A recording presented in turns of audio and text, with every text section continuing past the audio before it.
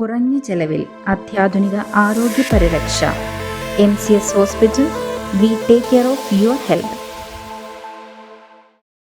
കോട്ടപ്പടി പഞ്ചായത്തിലെ വെറ്റിലപ്പാറയിൽ വളർത്തുപോത്തിനെ കാട്ടാനകൾ ചവിട്ടിക്കൊന്നു. ഫെൻസിംഗ് ഉപയോഗപ്രദമല്ലെന്നും നാട്ടിലിറങ്ങുന്ന മൃഗങ്ങളെ തുരത്താൻ നടപടി വേണമെന്നും നാട്ടുകാർ. കോട്ടപ്പടി പഞ്ചായത്തിലെ വെറ്റിലപ്പാറയിൽ വളർത്തുപോത്തിനെ കാട്ടാനകൾ ചവിട്ടിക്കുന്നു. പിണ്ടിമന കോട്ടപ്പടി പഞ്ചായത്തുകളുടെ അതിർത്തി പ്രദേശമായ വെറ്റിലപ്പാറയിൽ തുടുമ്മേൽ ബെന്നിയുടെ പോത്താണ് കാട്ടാനയുടെ ചവിട്ടേറ്റ് ചത്തത്. റബ്ബർ തോട്ടത്തിൽ കെട്ടിയിരുന്ന പോത്തിനെയാണ് കാട്ടാനകൾ ചവിട്ടിക്കുന്നത്. 3 പോത്തുകളെയാണ് റബ്ബർ തോട്ടത്തിൽ കെട്ടിയിരുന്നത്. ഇതിൽ 2 ഓടി രക്ഷപ്പെടുകയായിരുന്നു. കെട്ടിയിട്ടത് കാരണം കാട്ടാനയുടെ ആക്രമണത്തിൽ നിന്ന് ഓടി രക്ഷപ്പെടാൻ പോത്തിന് കഴിഞ്ഞില്ല. പ്രദേശത്ത് വന്യമൃഗശല്യം രൂക്ഷമാണ്. ഫെൻസിംഗ് ഉപയോഗപ്രദമല്ലെന്നും നാട്ടിലിറങ്ങുന്ന മൃഗങ്ങളെ തുരത്താൻ നടപടി വേണമെന്നും പ്രദേശവാസിയായ ഭാരതിയും പിണ്ടിമന പഞ്ചായത്ത് പ്രസിഡന്റ് KP ജോർജും പറഞ്ഞു. ഞങ്ങൾക്ക് മുറ്റത്തിറങ്ങാൻ പോലും പേടിയാ. എന്നും തന്നെ ഓരോ ആൾക്കാരെ തട്ടിയിടുക, അതല്ലെങ്കിൽ മൃഗങ്ങളെ ആക്രമിക്കുക, ഇതൊക്കെ എന്നും പതിവാ. ഞങ്ങളിവിടെ പരിസരത്തുള്ളവരൊക്കെ പേടിച്ച് വിറച്ച കഴിയുന്നേ. രാത്രി കാലങ്ങളിൽ പുറത്തിറങ്ങണില്ല.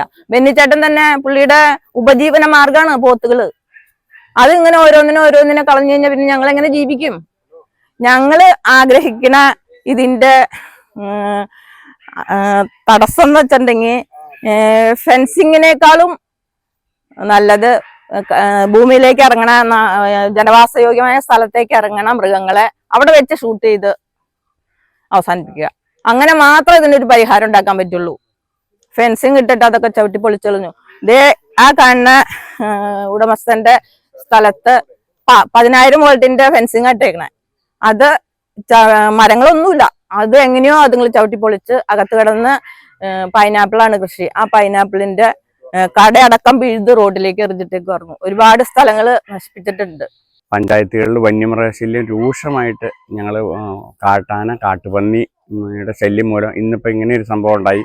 ഞങ്ങളൊരു രാത്രി ഒരു 9 മണി കഴിഞ്ഞാൽ പിന്നെ ഞങ്ങൾക്ക് മുത്തംകുഴിയിൽ നിന്ന് വെറ്റിലപ്പാറ ഭാഗത്തേക്ക് പോരാൻ വയ്യാത്ത സാഹചര്യം പേടിച്ചിട്ട് ഇന്നിപ്പോൾ ഈ രാത്രിയിൽ ഈ ആന പോത്തിന്റെ ഉടമസ്ഥന്റെ ചേട്ടനെ ഇന്നലെ രാത്രി ആന പോന്ന വഴി ഓടിച്ചു എന്നാണ് കേട്ടത്.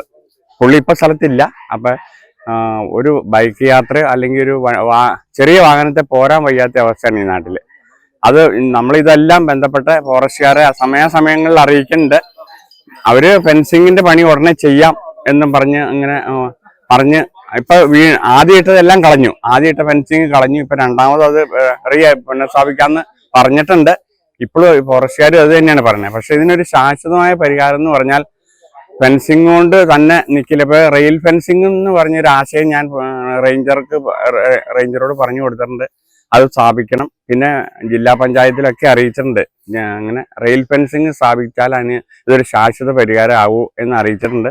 ഇതിന് ഈ രീതിയിൽ മുന്നോട്ട് പോയി ഞങ്ങൾക്ക് ജനപ്രതിനിധികൾക്കാണ് ഇപ്പൊ പുറത്തിറങ്ങാൻ മേലാത്ത സാഹചര്യം വന്നേക്കണം. കാരണം ആളുകൾ ഞങ്ങളോടാണ് പറഞ്ഞത്, ഞങ്ങൾ എങ്ങനെ പുറത്തിറങ്ങി നടക്കും, അല്ലെ ഞങ്ങൾ എങ്ങനെ കൃഷി ചെയ്യും എന്ന് ഞങ്ങളോടാണ് പരാതി പറഞ്ഞത്. ഞങ്ങൾ ഫോറസ്റ്റുകാരെ സമയാസമയങ്ങളിൽ ഇത് DFO കഴിഞ്ഞ ദിവസം മീറ്റിംഗ് കോതങ്ങത്ത് വിളിച്ചിട്ടുണ്ടായിരുന്നു. റേഞ്ചർ പഞ്ചായത്തിൽ വന്ന് വിളിച്ചിട്ടുണ്ടായിരുന്നു മീറ്റിംഗ്. അപ്പൊ ഞങ്ങൾ പരമാവധി ശ്രമിക്കണ്ടെന്നാണ് പറയുന്നത്. പോത്തിന്റെ ഉടമയ്ക്ക് ന്യായമായ നഷ്ടപരിഹാരം നൽകണമെന്നും പ്രദേശവാസികൾ ആവശ്യപ്പെട്ടു. News desk Muvattupuzha news.